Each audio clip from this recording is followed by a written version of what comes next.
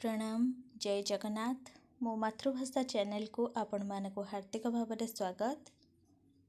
तो आज आम विचित्र विश्व संपर्क रे दीर्घ प्रश्नोत्तर आलोचना करबा जहाँकि आमर +3 5th सेमिस्टर DSE 2 यूनिट 4 रे रही अछि।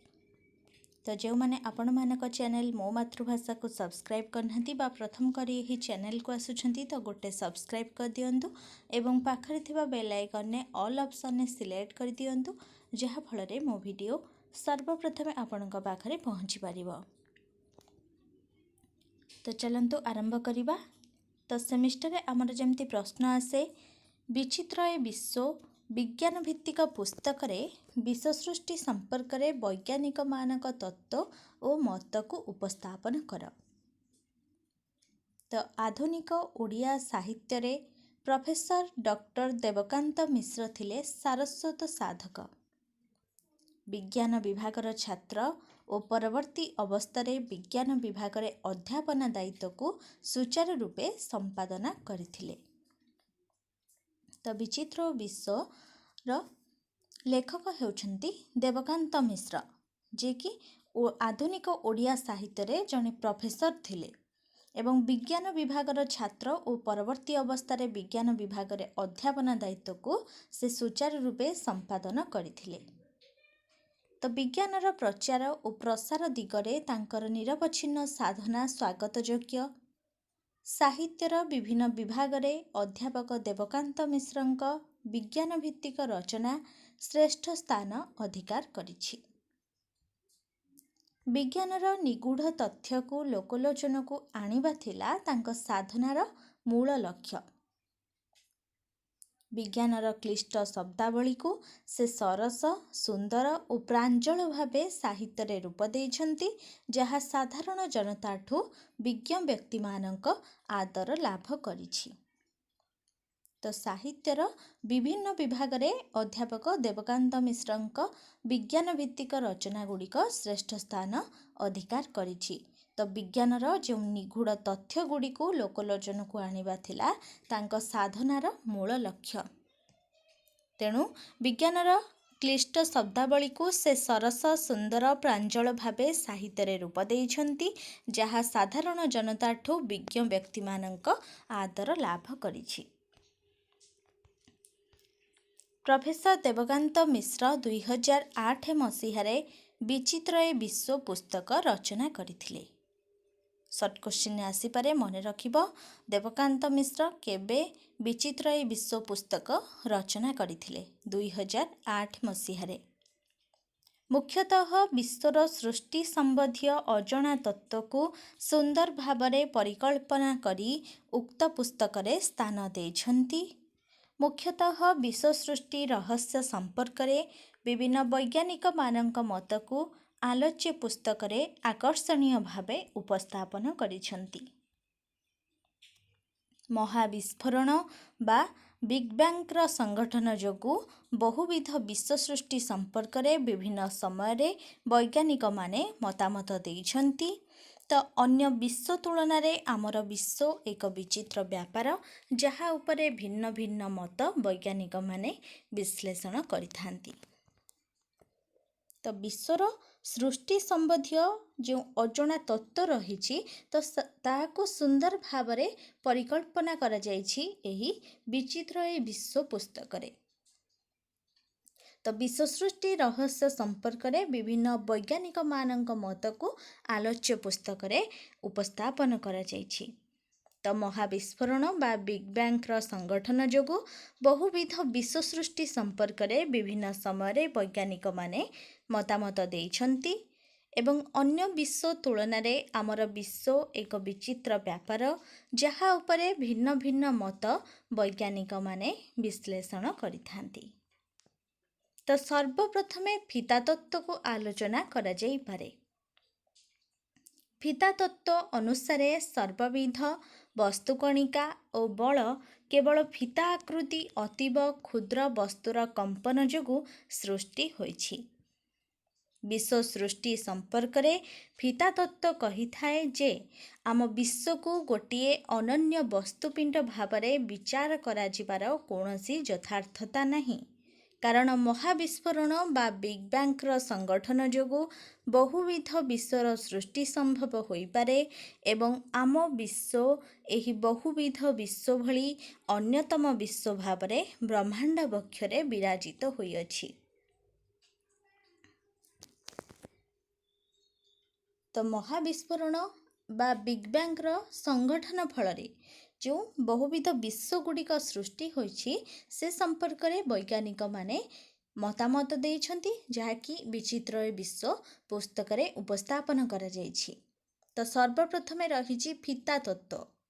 ତ ଫିତା ତତ୍ତ୍ୱ ଅନୁସାରେ ସର୍ବବିଧ ବସ୍ତୁକଣିକା ଓ ବଳ କେବଳ ଫିତା ଆକୃତି ଅତୀବ କ୍ଷୁଦ୍ର ବସ୍ତୁର କମ୍ପନ ଯୋଗୁଁ ସୃଷ୍ଟି ହୋଇଛି।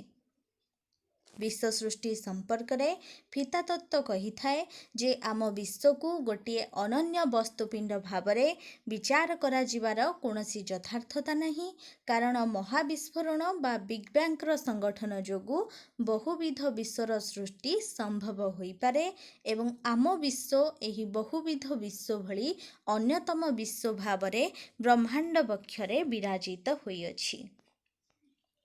ଏଥିରୁ ସ୍ପଷ୍ଟ ଜାଣିହୁଏ ଯେ ଆମ୍ଭେ ଯେପରି ଗୋଟିଏ ବିଶ୍ୱରେ ବସବାସ କରୁଛୁ, ଅନୁରୂପ ଭାବରେ ଆମର ବିଶ୍ୱ ପରି ଏପରି ବହୁ ବିଶ୍ୱ ବିରାଜମାନ ଅଛନ୍ତି। ସେ ସମସ୍ତ ବିଶ୍ୱ ସମ୍ପର୍କରେ ଜାଣିବା ପାଇଁ ବୈଜ୍ଞାନିକମାନେ ଗବେଷଣା ଚଳାଇଛନ୍ତି। ଏତଦ୍ ବ୍ୟତୀତ ବିଶ୍ୱ ସମ୍ପର୍କରେ ଫିତାତତ୍ତ୍ୱମାନଙ୍କ ମତାମତ, ଭୂଭାଗୀୟ ଦୃଶ୍ୟରାଜି ସମ୍ପର୍କରେ ଗଣିତଜ୍ଞମାନଙ୍କ ବିଜ୍ଞାନଭିତ୍ତିକ ତତ୍ତ୍ୱକୁ ଉପସ୍ଥାପନ କରିବା ଉଚିତ ମନେହେବ। ହାର୍ଭାର୍ଡ ବିଶ୍ୱବିଦ୍ୟାଳୟର ପ୍ରବୀଣ ଫିତାତତ୍ତ୍ୱଜ୍ଞ ଆଣ୍ଡ୍ରୁ ଷ୍ଟେମିଞ୍ଜରଙ୍କ ମତାନୁଯାୟୀ କୌଣସି ବିଶ୍ୱର ଭୂଭାଗୀୟ ଦୃଶ୍ୟ ସମ୍ପର୍କରେ ତାତ୍ତ୍ୱିକ ସ୍ପଷ୍ଟୀକରଣ ଯୋଗାଇ ଦେବା ଫିତା ତତ୍ତ୍ୱର ଅନିବାର୍ଯ୍ୟ ଭୂମିକା ନୁହେଁ। ତ ଆମ୍ଭେ ଯେପରି ଗୋଟିଏ ବିଶ୍ୱରେ ବସବାସ କରୁଛୁ, ଅନୁରୂପ ଭାବରେ ଆମର ବିଶ୍ୱ ପରି ଏପରି ବହୁ ବିଶ୍ୱ ବିରାଜମାନ ଅଛନ୍ତି।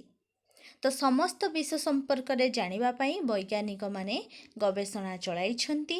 ତ ଏହା ବ୍ୟତୀତ ବିଶ୍ୱ ସମ୍ପର୍କରେ ଫିତାତତ୍ତ୍ୱମାନଙ୍କ ମତାମତ ଏବଂ ଭୂଭାଗୀୟ ଦୃଶ୍ୟରାଜି ସମ୍ପର୍କରେ ଗଣିତଜ୍ଞମାନଙ୍କ ବିଜ୍ଞାନଭିତ୍ତିକ ତତ୍ତ୍ୱକୁ ଉପସ୍ଥାପନା କରିବା ଉଚିତ ମନେହେବ।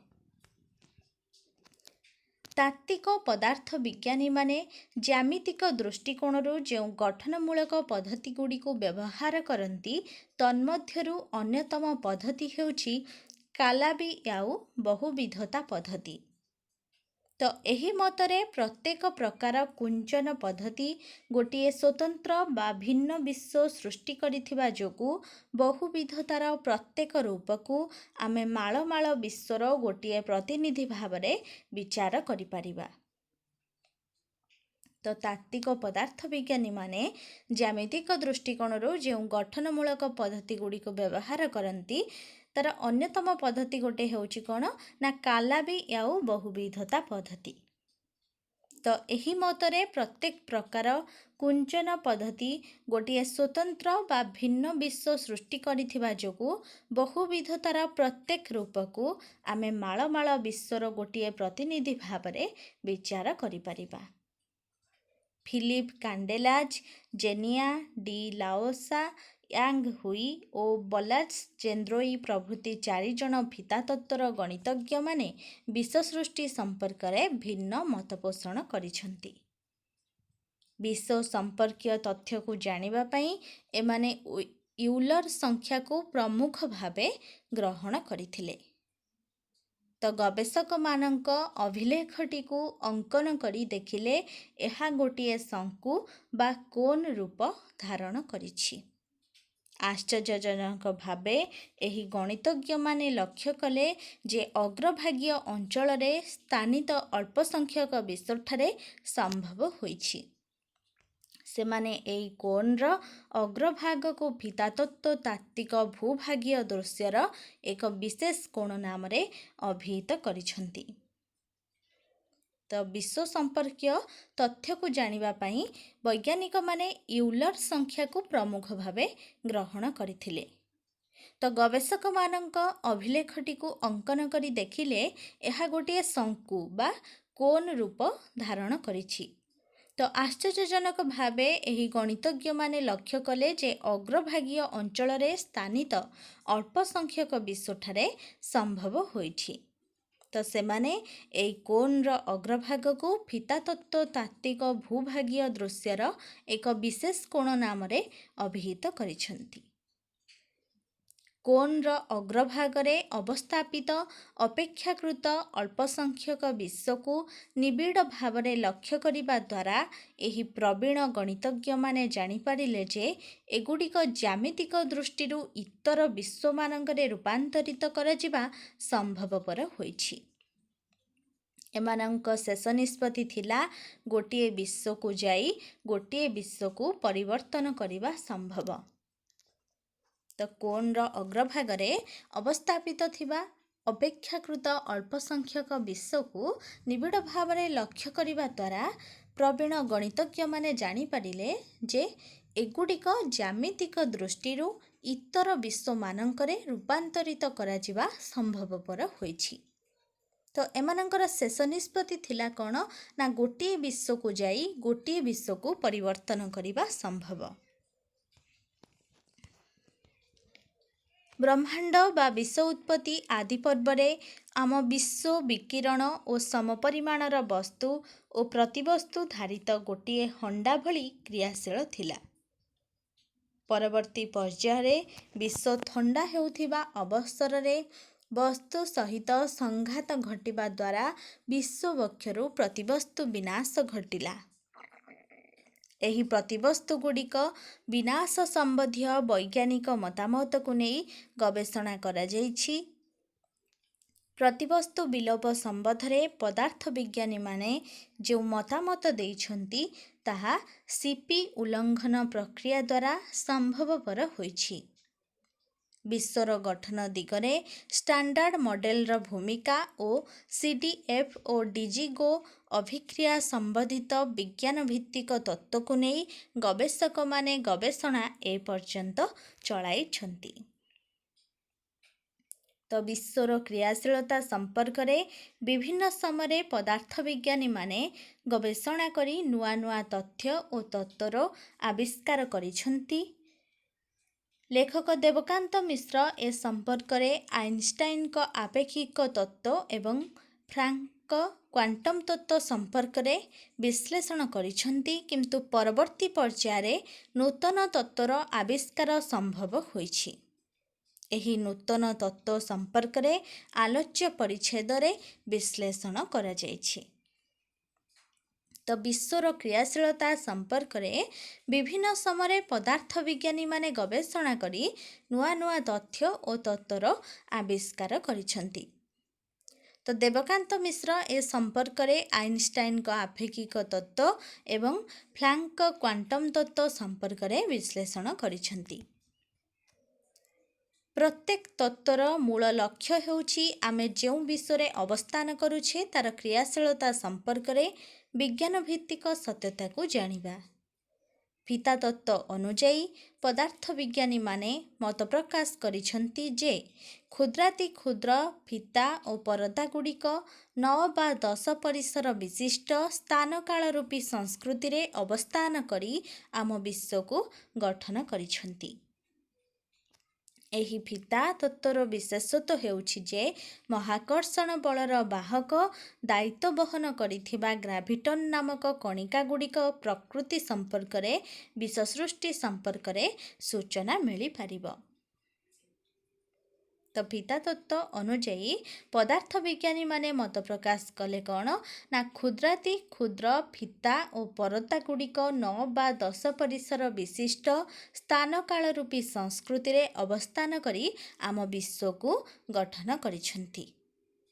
ତ ଏହି ଫିତା ତତ୍ତ୍ୱର ବିଶେଷତ୍ୱ ହେଉଛି ଯେ ମହାକର୍ଷଣ ବଳର ବାହକ ଦାୟିତ୍ୱ ବହନ କରିଥିବା ଗ୍ରାଭିଟନ୍ ନାମକ କଣିକାଗୁଡ଼ିକ ପ୍ରକୃତି ସମ୍ପର୍କରେ ବିଶ୍ୱ ସୃଷ୍ଟି ସମ୍ପର୍କରେ ସୂଚନା ମିଳିପାରିବ।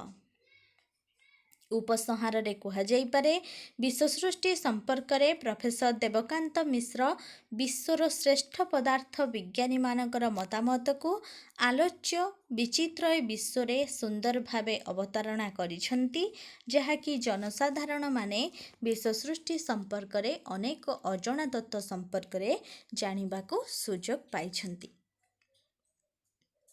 ତ ବିଚିତ୍ର ବିଶ୍ୱର ଲେଖକ ଦେବକାନ୍ତ ମିଶ୍ର ବିଶ୍ୱର ଶ୍ରେଷ୍ଠ ପଦାର୍ଥ ବିଜ୍ଞାନୀମାନଙ୍କର ମତାମତକୁ ଏହି ବିଚିତ୍ର ଏ ବିଶ୍ୱରେ ସୁନ୍ଦର ଭାବରେ ଅବତାରଣା କରିଛନ୍ତି, ଯାହାଦ୍ୱାରା ଜନସାଧାରଣମାନେ ବିଶ୍ୱସୃଷ୍ଟି ସମ୍ପର୍କରେ ଅନେକ ଅଜଣା ତତ୍ତ୍ୱ ସମ୍ପର୍କରେ ଜାଣିବାକୁ ସୁଯୋଗ ପାଇଛନ୍ତି। ତ ଏହା ଥିଲା ଆଜିର ବିଚିତ୍ର ଏ ବିଶ୍ୱ ସମ୍ପର୍କରେ ଦୀର୍ଘ ପ୍ରଶ୍ନୋତ୍ତର ଆଲୋଚନା। ଏହାର ମଧ୍ୟ ଆହୁରି ଅନେକ ଦୀର୍ଘ ପ୍ରଶ୍ନୋତ୍ତର ଅଛି, ପରବର୍ତ୍ତୀ ସମୟରେ ଆଲୋଚନା କରିବା। ତ ଭିଡ଼ିଓ ଭଲ ଲାଗିଥିଲେ ଲାଇକ୍ କରିବାକୁ ଆଦୌ ଭୁଲିବେନି ଏବଂ ସାଙ୍ଗମାନଙ୍କୁ ସେୟାର କରିଦେବେ, ଯାହାଫଳରେ ସେମାନେ ମଧ୍ୟ ଉପକୃତ ହୋଇପାରିବେ। ତ ରହୁଛି, ସମସ୍ତେ ଭଲରେ ରୁହନ୍ତୁ, ଖୁସିରେ ରୁହନ୍ତୁ। ଧନ୍ୟବାଦ।